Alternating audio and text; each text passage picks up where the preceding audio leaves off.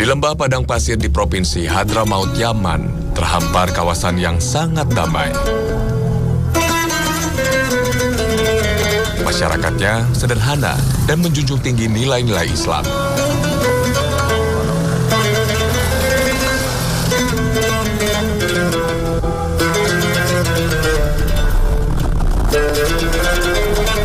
Wilayah ini bernama Tarim Al-Ghana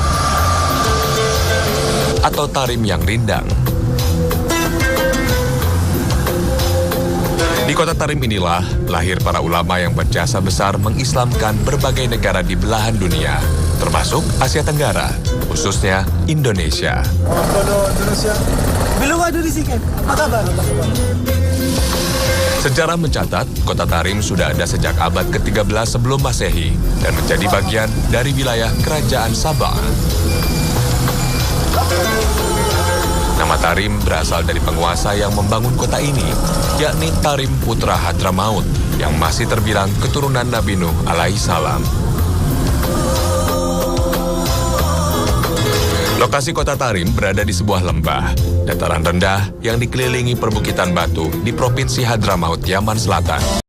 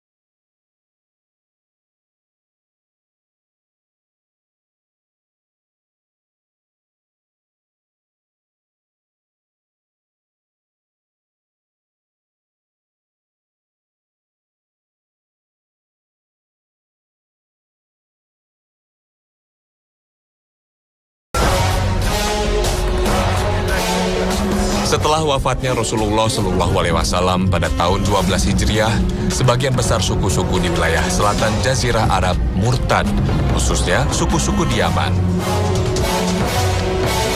Mereka menolak mengeluarkan zakat. Sebagian suku bahkan memunculkan nabi-nabi palsu.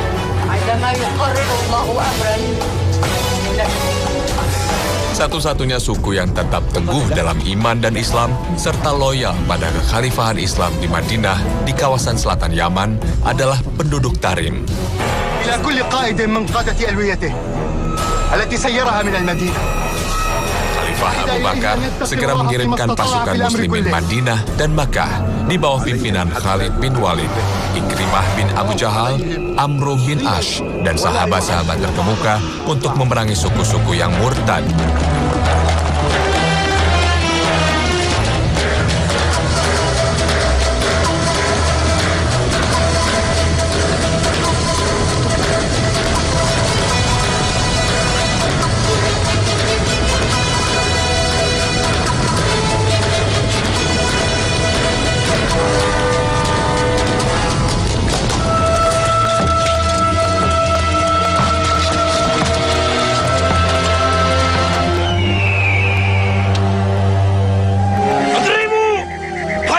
تأتوا الميسرة. الله أكبر الله أكبر.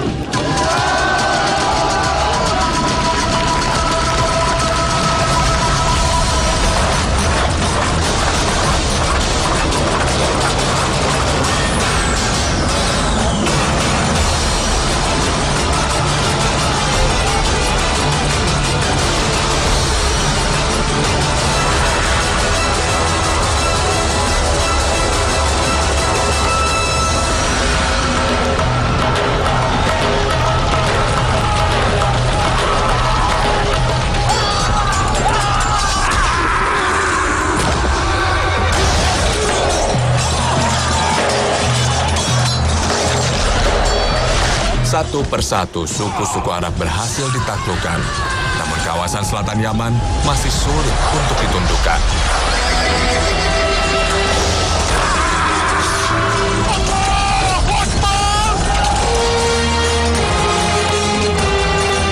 Tarim sebagai satu-satunya wilayah yang tetap beriman menjadi benteng pertahanan sekaligus kawasan basis penyerangan ke suku-suku lain yang murtad di kawasan Yaman Selatan.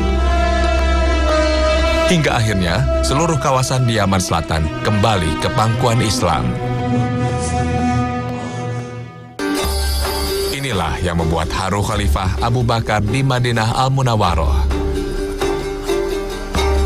Maka, khusus pada kota dan penduduk Tarim, Abu Bakar memanjatkan doa untuk keberkahan kota ini dan penduduknya.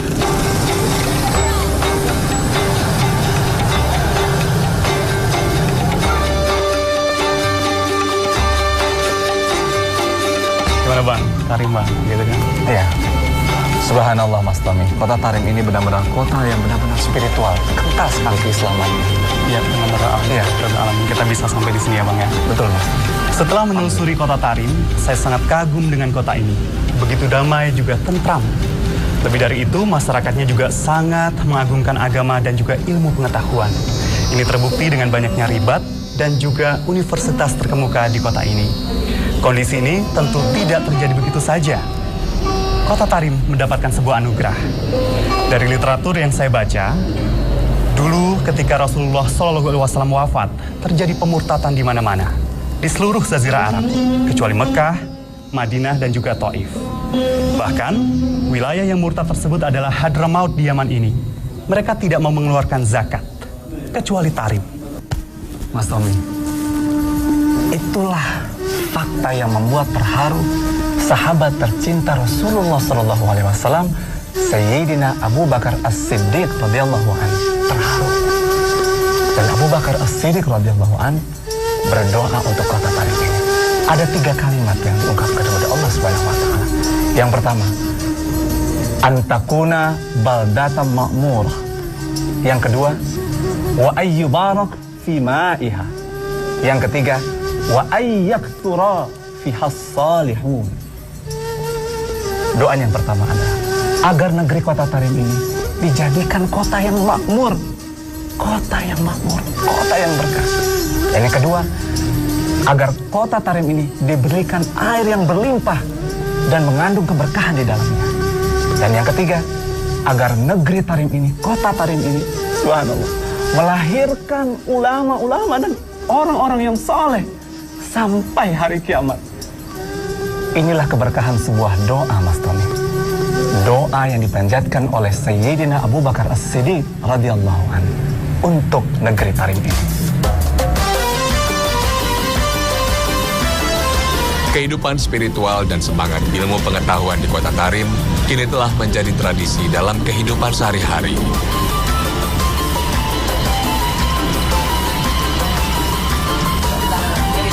Hubungan antara ulama dan masyarakat begitu dekat dan saling menghargai.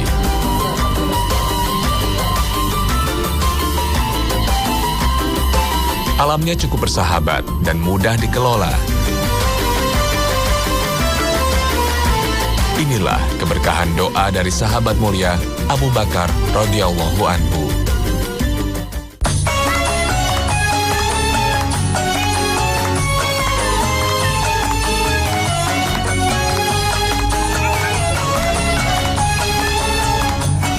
Tarim yang kini dikenal sebagai kota spiritual dan ilmu pengetahuan tak lepas dari sosok besar Ahmad bin Isa yang kemudian dikenal dengan Imam Al-Muhajir.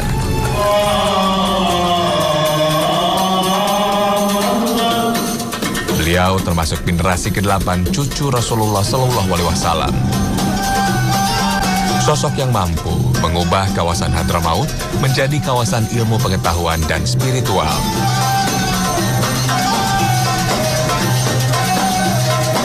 Berkat beliau pula, kawasan Hadramaut menjadi basis bagi perkembangan Ahlus Sunnah wal Jamaah di Yaman.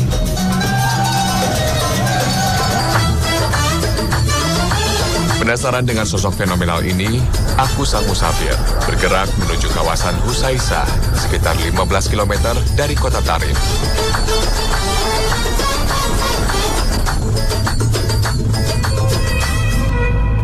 Sebuah bangunan yang cukup terawat di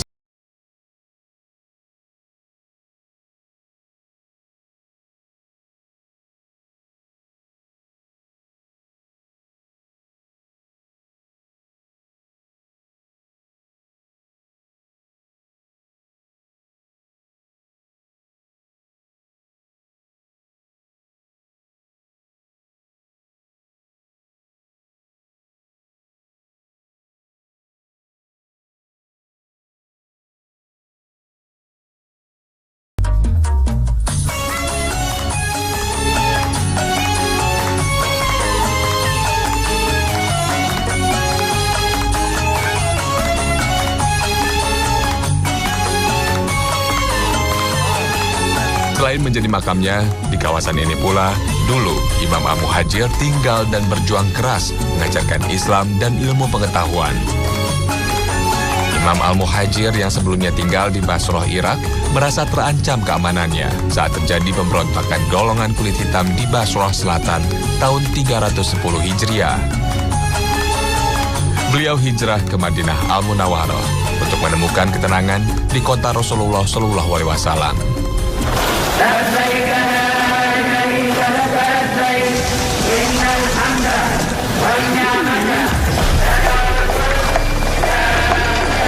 Namun pada musim haji, di Makkah pun terjadi kekacauan besar dari gerakan Quramindah yang mengakibatkan ribuan jemaah haji terbunuh.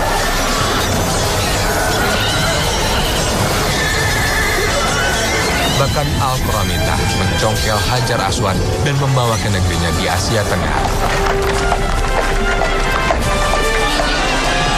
Selama lebih dari 20 tahun, Ka'bah tanpa Hajar Aswad.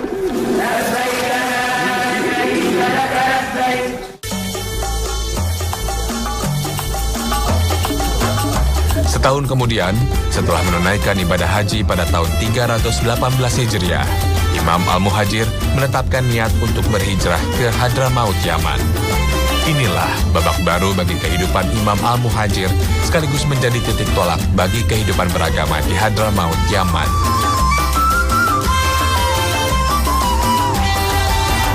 Di daerah Hajarain, Lembah Dakwan, kawasan pegunungan batu inilah Imam Al-Muhajir memulai kiprahnya.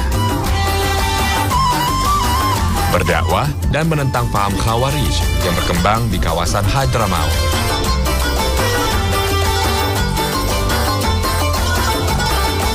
Setahun kemudian, Imam Al-Muhajir pindah ke Husaisah, sekitar 100 km dari Al-Hajarain. Selama 26 tahun, Imam Al-Muhajir tetap di kawasan ini. Berbagai rintangan ia lalui sampai harus mengangkat senjata memerangi kaum Khawarij yang kala itu menguasai Hadramaut. Imam Al-Muhajir tak pernah lelah menebarkan ilmunya, hingga akhirnya kawasan Hadramaut berubah menjadi basis Ahlus Sunnah wal Jamaah. Inilah awal mula keturunan Rasulullah menetap dan berkembang di wilayah Yaman. Jadi Bang, dari berbagai literatur yang saya baca selama di pondok pesantren, ternyata Imam Muhajir ini banyak sekali mendapatkan fitnah selama di Irak. Hingga kemudian bersama anggota keluarga besarnya, beliau memilih untuk hijrah ke wilayah Yaman. Nah, di wilayah Yaman ini, ternyata satu keluarganya akhirnya menetap di wilayah Zabid, sebelah barat dari kota Sana'a, yang merupakan ibu kota Yaman saat ini. Di Zabid kemudian keluarga Al-Ahdali mengembangkan ilmu pengetahuan, hingga kemudian wilayah Zabid ini juga menjadi salah satu pusat peradaban Islam. Ini terbukti dengan adanya universitas tertua kedua di dunia setelah Kirawan di Maghrib. Sementara itu Imam Muhajir terus melakukan perjalanan hingga ke wilayah Hadramaut, hingga berhenti di dekat Lembah Doan. Namun tidak lama di tempat itu, kemudian Imam Muhajir melanjutkan perjalanan hingga sampai di wilayah Husaisah, tempat saat ini saya berada. Begitu ya Bang ya?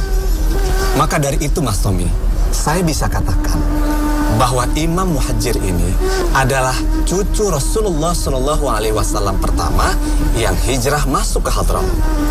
Nah, dari beliaulah kemudian melahirkan tokoh-tokoh yang berhasil menyebarkan Islam ke berbagai negeri, termasuk Asia Tenggara dan Indonesia.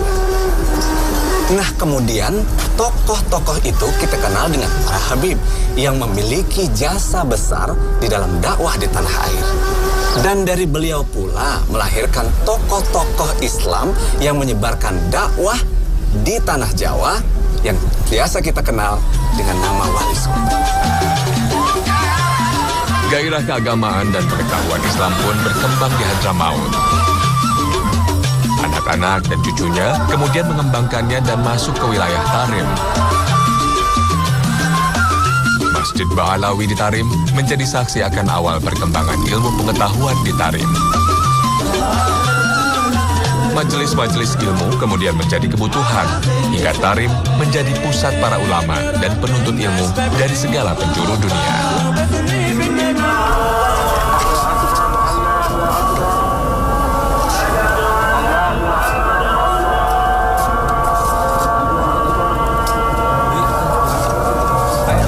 Kumandang suara azan yang bersahut-sahutan dari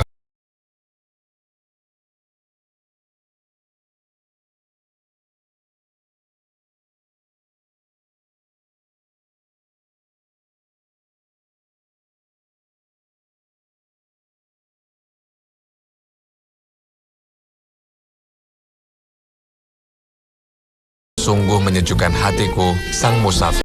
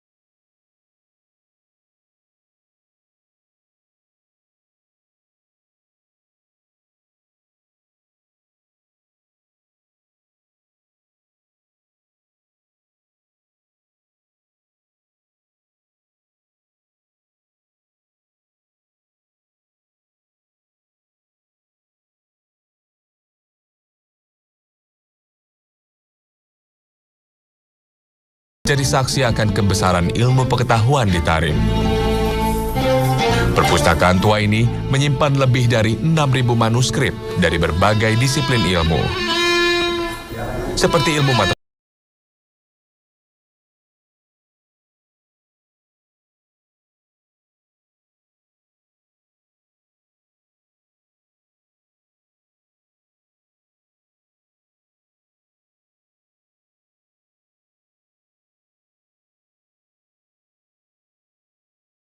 Darul Mustafa salah satunya. Sejumlah kalangan menyebut lembaga ini sebagai benteng Islam Ahlus Sunnah wal Jamaah bermazhab Syafi'i di negeri Yaman. Didirikan oleh Al-Alama Habib Umar bin Muhammad bin Salim bin Hafiz. Sosok yang dekat dengan masyarakat Indonesia, guru dari almarhum Habib Munzir yang wafat di Jakarta tahun lalu. Inilah lembaga Islam yang metodenya mirip dengan pesantren-pesantren di tanah air, yaitu sistem halakoh.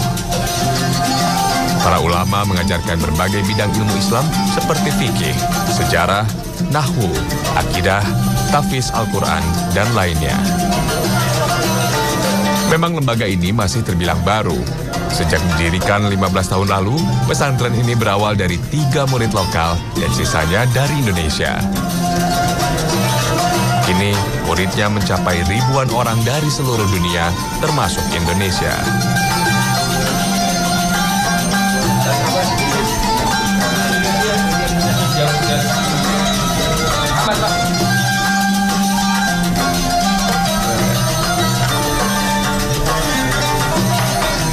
Ini adalah lemari tempat penyimpanan paspor dari para santriwan dan santriwati Darul Mustafa. Jumlahnya ada 41 lemari. Dan jika kita amati ternyata untuk Indonesia saja ada 4. 1, 2, 3, dan 4. Kemudian ada juga Malaysia, kemudian Australia, Kanada, dan ini. Yang menarik ternyata ada juga paspor dari santri asal Amerika Serikat. Jumlah yang paling banyak dari Indonesia ini menunjukkan betapa ternyata masyarakat Indonesia banyak sekali yang menuntut ilmu di Kota Tarim ini. Dan khusus untuk di Darul Mustafa saja, jumlahnya mencapai sekitar 50%.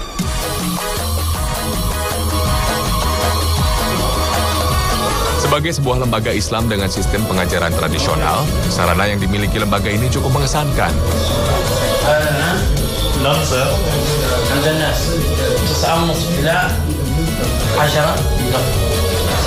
Selain ruang asrama yang cukup modern, berbagai sarana dan kebutuhan pelajar tersedia lengkap.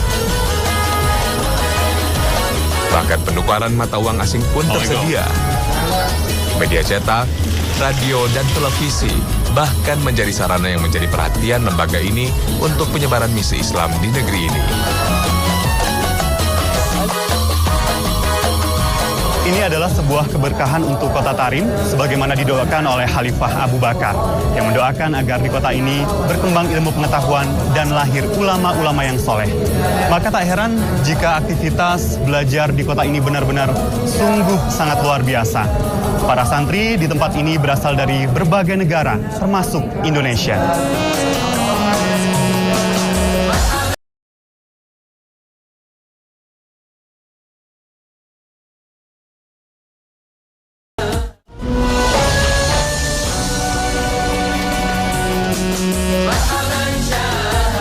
Kota Tarim menjadi